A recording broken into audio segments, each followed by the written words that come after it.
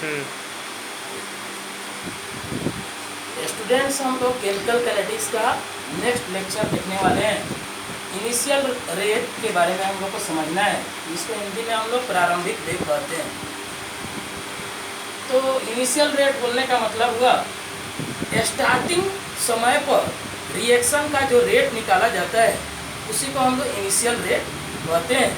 That means जब time zero माना जाए उस समय रिएक्शन का जो रेट होता है उसे ही इनिशियल रेट कहा जाता है। It is defined as rate of reaction at zero time. That is initial rate is equal to dx upon dt, t is equal to zero. Hindi में इसको हम लोग ऐसे समझेंगे, शून्य समय पर मापित वेग को प्रारंभिक वेग कहा जाता है। एक क्वेश्चन देखते हैं हम लोग। If concentration of reactant is 2 + 15t - 5t square, then find out its initial rate. तो देखते हैं कैसे बनेगा सॉल्यूशन।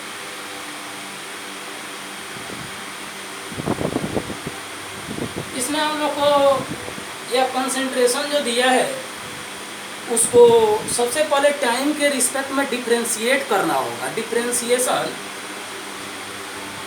इसका निकालना होगा।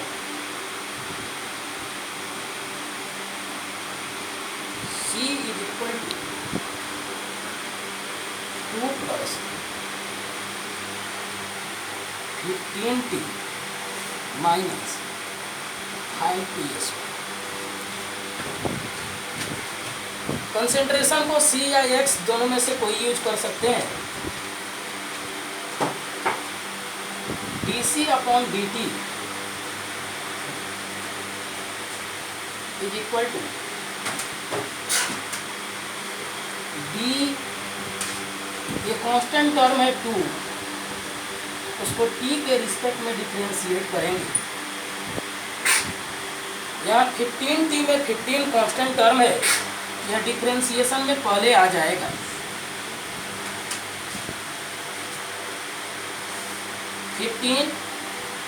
dt upon dt minus 5 into 2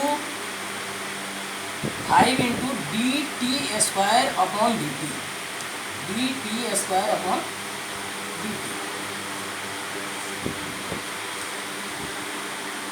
किसी कांस्टेंट का डिफरेंशिएशन करने पर जीरो आता है, या d अपॉन dt 2 के लिए जीरो आएगा। 15 कांस्टेंट टर्म है, dt अपॉन dt को 1 बोलते हैं, minus 5 into d upon dt, t square का मान 2t हो जाएगा, तो 5 इंटू 2t आ जाएगा। दैट मीन्स यह 15 माइनस 10t होगा।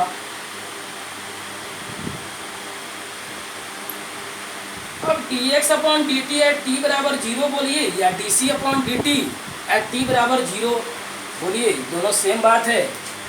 इसको हम लोग ऐसे देखेंगे, dc upon dt at t is equal to 0 is equal to 15 minus 10 into t का मान यहाँ 0 रख देंगे, 15 माइनस 0 या 15 के बराबर आ जाए।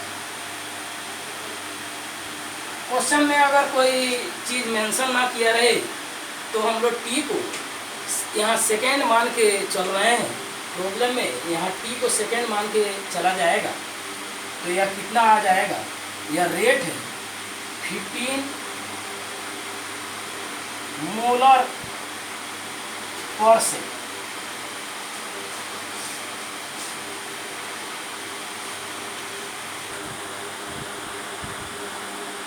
अब हम लोग को रेट लॉ या रेट इक्वेशन देखना है, जिसको हिंदी में वेग नियम या वेग समीकरण कहते हैं। अब यह क्या है कि एक मैथमेटिकल टर्म है जिसको हम लोग रिएक्टेंट के अमाउंट या कंसंट्रेशन को रेट से कोरिलेट करते हुए दिखाते हैं। दैट मीन्स ऐसा बोला जा सकता है कि रेट ऑफ रिएक्शन तथा रिएक्टेंट के अमाउंट या कंसंट्रेशन के बीच का एक मैथमेटिकल रिलेशनशिप होता है। एक प्रकार का यह मैथमेटिकल रिलेशनशिप है रेट और रिएक्टेंट के अमाउंट या कंसंट्रेशन के बीच का। तो यह क्या है?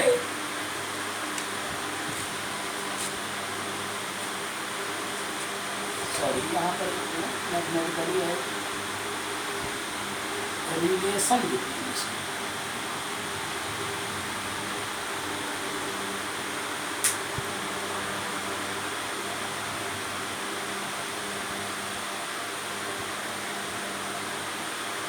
इसको थोड़ा करेक्ट करना है। It is defined mathematically as relation between rate of reaction and amount और कंसेंट्रेशन ऑफ रिएक्टेंट्स। अभिक्रिया के वेग तथा अभिकारक के परिमाण या सांद्रता के बीच के गणितीय संबंध को वेग नियम या वेग समीकरण कहा जाता है। हम लोग एक एग्जाम्पल ले रहे हैं, hypothetical example. AA plus BB plus CC से कोई प्रोडक्ट बन रहा है। अब इस रिएक्शन का जो रेट जो होगा वो प्रोपोर्शनल होगा कंसेंट्रेशन ऑफ A का जो पावर है वो हमको इस मोल कोफिशिएंट से उसका कोई रिलेशन नहीं होता है। ये सब एक्सपेरिमेंटल पावर के रूप में हमको P, Q और R दिए हैं। That means R proportional to concentration of A का पावर P, B का पावर Q, C का पावर R। आप कोई भी वैल्यू ले सकते, बट यह मोल कोफिशिएंट या स्टोइकियोमेट्रिक कोफिशिएंट यहाँ शो नहीं करना है डायरेक्टली, चूँकि एक्सपेरिमेंटल वैल्यू होता है। तो जब प्रोपोर्शनलिटी हटेगा तो कोई कांस्टेंट आएगा। यहाँ स्मॉल के यूजुअली कांस्टेंट के रूप में हम लोग यूज करते हैं। R is equal to K into concentration of A का power P into concentration of B का power Q into concentration of C का पावर R हो जाएगा। अब ये स्टूडेंट्स यहाँ देखें, इस K को हम लोग क्या बोलते हैं? रेट कांस्टेंट या specific reaction rate. Rate constant या स्पेसिफिक रिएक्शन रेट। अब ये जो पावर जो है P, उसको क्या बोला जाता है? Order with respect to A। Q जो है उसको बोलते हैं order with respect to B। R जो है उसको order with respect to C। But overall order of reaction इन सभी टर्म का सम होता है। तो यह P plus Q plus R के बराबर आएगा। अब एक समझने की बात क्या होती है कि P, Q और R जो होता है वो एक्सपेरिमेंटली ऑब्जर्व्ड वैल्यूज है, मतलब एक्सपेरिमेंट से निकाला गया है। दे हैव नो रिलेशन या they have no directly relation with stoichiometric coefficient, that is they may be either equal or not equal to A, B and C respectively. अर्थात A, B, C के बराबर P, Q, R हो भी सकता या नहीं भी हो सकता।